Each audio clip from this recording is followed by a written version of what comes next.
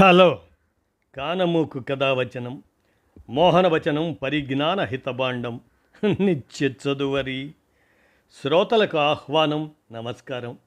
చదవదగునెవరు రాసిన తదుపరి చదివిన వెంటనే మరువక పలువురికి వినిపింపబూనిన అది ఏ పరిజ్ఞాన హితబాండమౌపో మహిళ మోహనవచనమై విరాజిల్లు. పరిజ్ఞాన హితబాండం లక్ష్యం ప్రతివారీ సమాచార హక్కు, తెలుసుకునే హక్కు సైతం జీవించే హక్కుతో సమానం. ఆ స్ఫూర్తితోనే ఇప్పుడు స్టార్టప్లకు మార్గదర్శకత్వం అవసరం అంటూ లక్ష్మీ పలుకూరి విశ్లేషణను మన కానమూకు కథావచన శ్రోతలకు అవగాహన నిమిత్తం ఇప్పుడు వినిపిస్తాను వినండి. స్టార్టప్లకు మార్గదర్శకత్వం అవసరం, లక్ష్మీ పలుకూరి విరచితం. ఇక వినండి ఈ అంశాన్ని. స్టార్టప్ కలలు కరిగిపోకుండా ఉండాలంటే అసమర్థతకు విధిని నిందించటం తప్పు అంటారు పెద్దలు.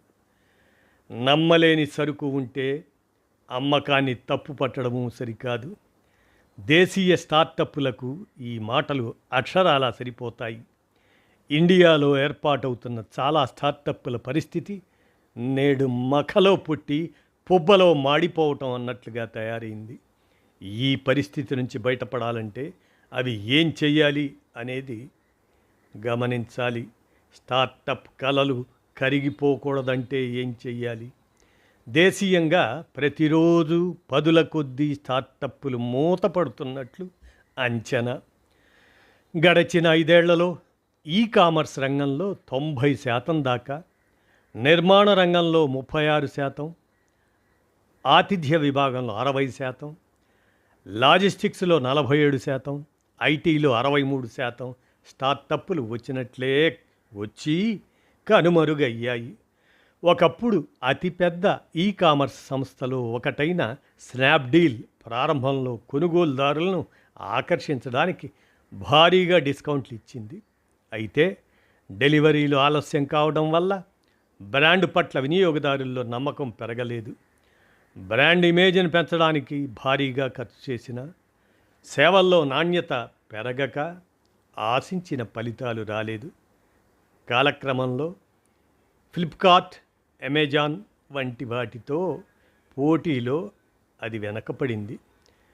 రివిగో సంస్థ మరి ఆ క్రమంలోనే మనం చూస్తే ఆ రివిగో సంస్థ రవాణా పద్ధతులను సమూలంగా మార్చేందుకు రిలే మోడల్, అంటే ఒక డ్రైవర్ కొంత దూరం వెళ్ళాక మరో డ్రైవర్ ట్రక్కును తీసుకునే విధానం ప్రవేశపెట్టింది.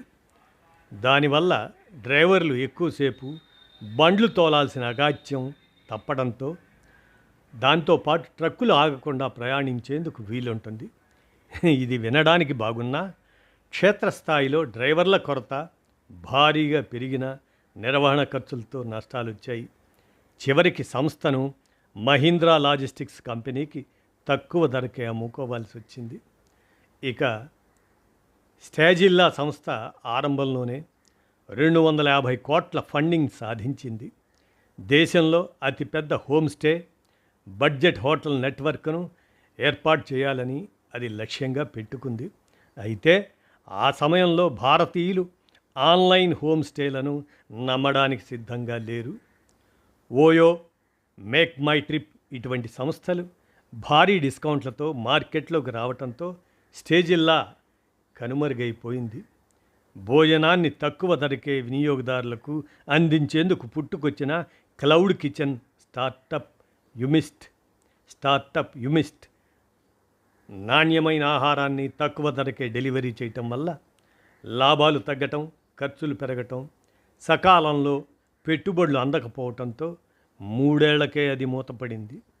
ఒకప్పుడు దేశంలోనే అతిపెద్ద ఎడ్టెక్ దిగ్గజంగా ఎదిగిన బైజూస్ నేడు కుప్పకూలిపోయింది. కరోనా సమయంలో వచ్చిన లాభాలను చూసి విపరీతంగా ఇతర విద్యా సంస్థలను కొనుగోలు చేసింది. వాటి నుంచి ఆశించిన స్థాయిలో రాబడి రాలేదు. బ్రాండ్ ఇమేజ్ కోసం ప్రకటనలను 100 కోట్లు వెచ్చించింది ప్రకటనల కోసం. అయితే కరోనా అనంతరం ఆన్లైన్ తరగతులకు గిరాకీ తగ్గింది. పేద మధ్యతరగతి తల్లిదండ్రులకు లోన్లపై ఖరీదైన కోర్సులు విక్రయించిందన్న ఆరోపణలు ఎదుర్కొంది. దాంతో వినియోగదారుల్లో మార్కెట్లో వ్యతిరేకత వచ్చింది. అనంతర పరిణామాల్లో ఆ సంస్థ పూర్తిగా డీలా పడిపోయింది.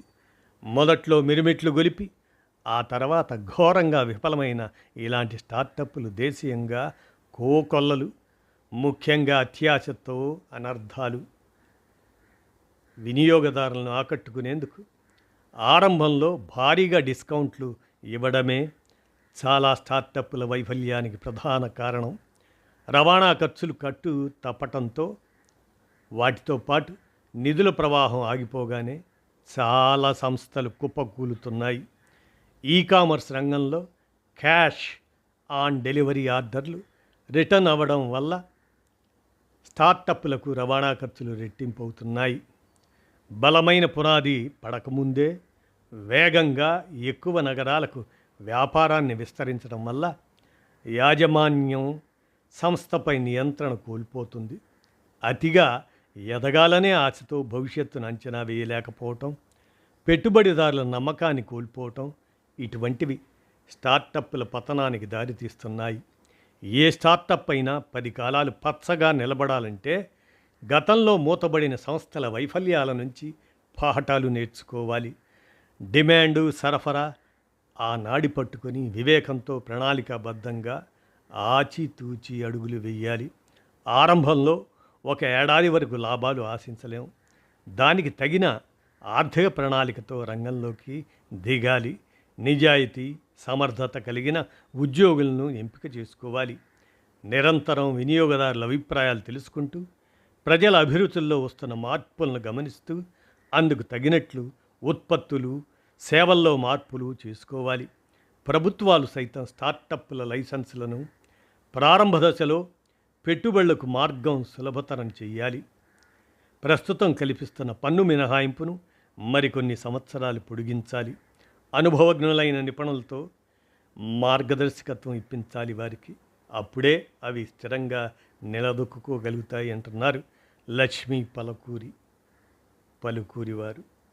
విన్నారుగా, స్టార్టప్లకు మార్గదర్శకత్వం అవసరం అంటూ నేటి పరిస్థితికి అద్దం పడుతూ ఈ అంశాన్ని మన కానమోకు కథ వచ్చిన శ్రోతలకు అవగాహన నిమిత్తం వినిపించాను. విన్నారుగా, ధన్యవాదాలు.